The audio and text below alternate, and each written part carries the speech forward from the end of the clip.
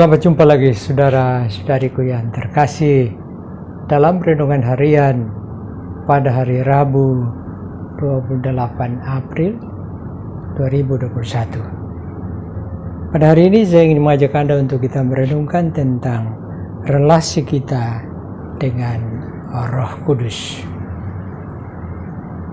Lewat bacaan pertama Kisah Para Rasul pasal 13 ayat 2.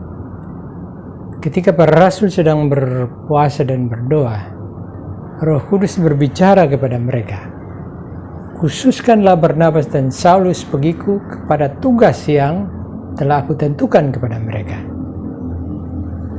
Jadi bukan para rasul yang mengambil inisiatif untuk mengutus Barnabas dan Saulus, tapi Roh Kudus sendiri yang mengambil inisiatif, yang berbicara dengan mereka, yang mengajarkan mereka, mengajak mereka untuk mempersiapkan Barnabas dan Saulus untuk tugas yang telah ditentukan oleh Roh Kudus. Oleh karena itu, lewat bacaan Kisah Para Rasul pada hari ini, saya ingin mengajak Anda sekalian untuk kita merenungkan tentang hidup kita setiap hari.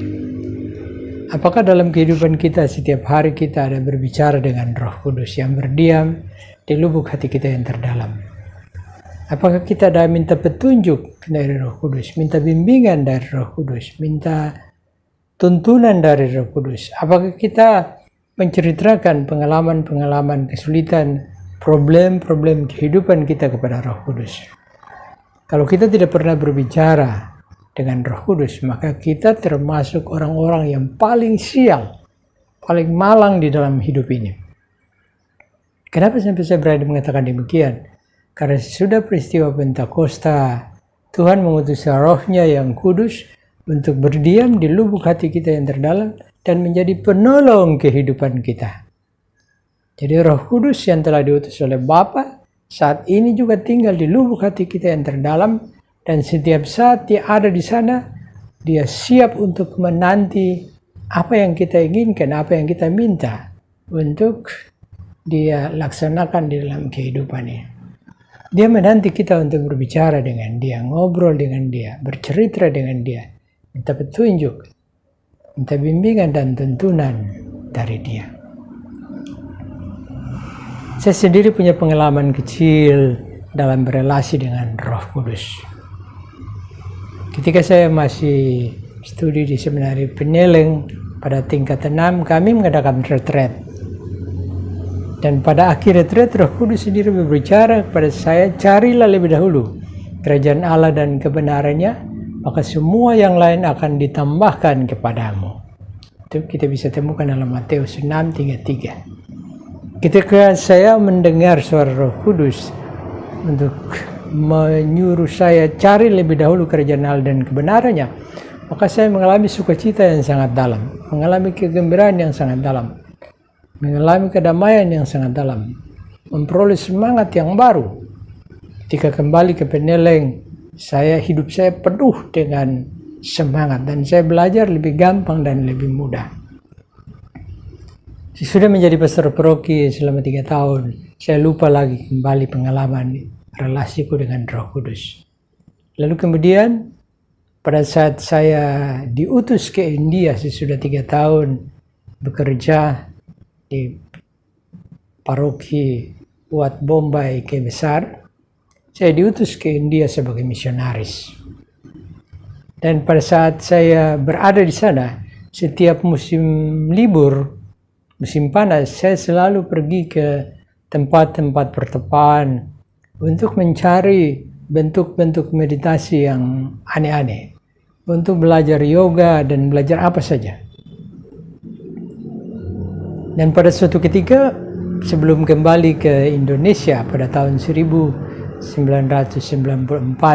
saya pergi lagi ke suatu pertapaan yang sangat terkenal dengan harapan untuk memperoleh suatu pengalaman rohani yang hebat, luar biasa, supaya kalau saya kembali ke Indonesia, saya bisa menjadi orang yang terkenal. Karena waktu itu saya masih sebagai pastor muda, sehingga ambisi menjadi terkenal itu luar biasa. Dalam perjalanan menuju pertapaan itu, saya naik bis, tiba-tiba saya mendengar suara batin. The kingdom of God is within. Kerajaan Allah ada di dalam hatimu yang terdalam. Saya terkejut. Saya cari siapa yang berbicara dengan saya. Saya lihat tidak ada orang di sekitar saya. Kalau tidak salah saya sendiri yang berada di dalam bis besar itu. Dan ketika saya tiba di pertapaan itu, saya membaca sebuah buku tentang Damian yang menghabiskan seluruh hidupnya dan meninggal di tengah-tengah orang kusta karena dia ketularan orang kusta. Pada saat saya membaca buku itu, saya menemukan kata yang sama juga, the kingdom of God is within. Saya terkejut sekali. Saya mengalami juga sukacita, dan sejak saat itu hidup doa saya menjadi sangat sederhana. Saya tidak berambisi lagi untuk mempelajari metode-metode meditasi yang aneh-aneh, mempelajari metode yoga yang aneh-aneh. Tapi hidup doa saya menjadi sangat sederhana. Duduk diam tenang, mengarahkan pikiran, perasaan, seluruh konsentrasiku ke dalam untuk berjumpa dengan Roh Kudus yang berdiam di lubuk hatiku yang terdalam. Sudah kembali tahun 1995 dan bekerja di novisiat, dan sesudah itu sampai sekarang saya selalu berelasi dengan Roh Kudus. Saya selalu bercerita dengan Roh Kudus, minta petunjuknya, minta tuntunannya, selalu menceritakan persoalan-persoalan kehidupan. Dan ini sungguh-sungguh sangat luar biasa. Roh Kudus itu sangat luar biasa, dan dia sangat sabar sekali dengan kita, mendengarkan kita, dan dia tidak mau memaksa kita untuk membuat apa yang diinginkan, tapi dia selalu menghendaki kehendak bebas. Dia menghargai kebebasan kita. Oleh karena itu, lalu pada hari ini saya ingin mengajak Anda untuk merenungkan bahwa pengalaman yang saya alami bukan hanya untuk saya, tapi untuk Anda juga. Sebagai murid-murid Tuhan Yesus, Roh Allah yang Maha Dahsyat itu sudah tinggal, sudah ada di lubuk hati kita yang terdalam. Bapa telah mengutus Roh-Nya yang kudus berdiam di lubuk hati kita yang terdalam. Nah, saat ini Roh Kudus menunggu kita, menanti kita kapan kita mau sungguh-sungguh mengarahkan hati, pikiran, seluruh tenaga kita, konsentrasi kita, lubuk hati kita yang terdalam untuk berjumpa, untuk bergaul, bercerita, minta petunjuk, penuntun dari Roh Kudus yang Maha Dahsyat itu, yang mau tinggal di lubuk hati kita yang terdalam, yang mau menjadikan tubuh kita ini sebagai baitnya yang kudus, sebagai istananya yang kudus. Semoga Anda juga dapat mengalami pengalaman yang luar biasa dari Roh Kudus ketika Anda mau sungguh-sungguh belajar membangun kembali relasi hidup Anda yang baru dengan Roh Kudus. Saat ini juga tidak perlu menunggu dan menanti.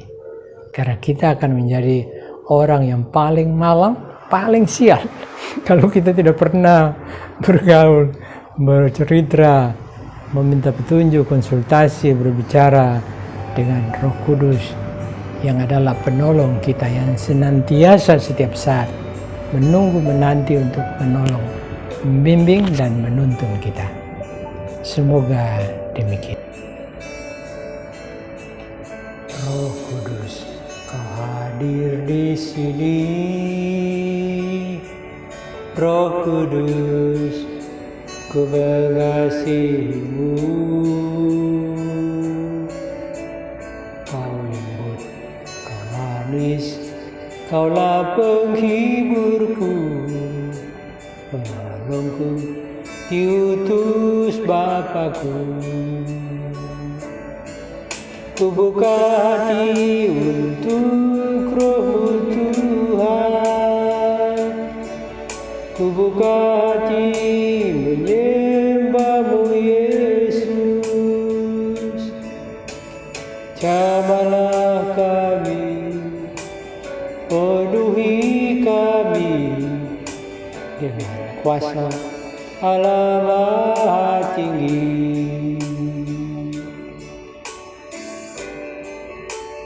Roh Kudus, Kau hadir di sini.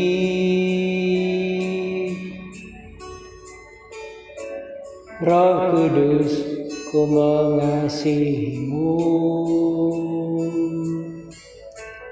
Kau lembut, kau manis, kaulah penghiburku, penolongku, diutus Bapakku.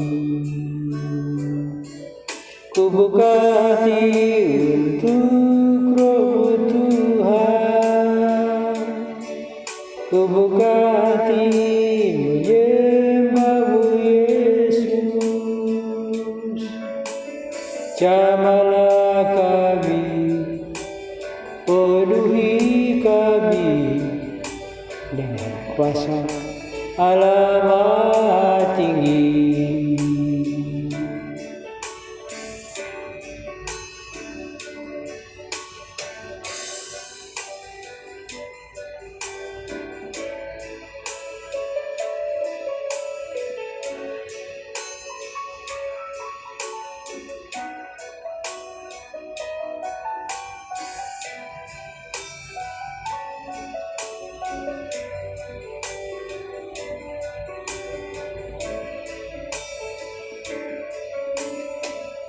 Ku buka hati untuk Roh Tuhan, ku buka hati menyembahmu Yesus. Jamahlah kami, penuhi kami dengan kuasa Allah Maha Tinggi. Jamahlah kami, penuhi kami dengan kuasa Allah Maha Tinggi. Jamahlah kami, penuhi kami dengan kuasa Allah Maha Tinggi.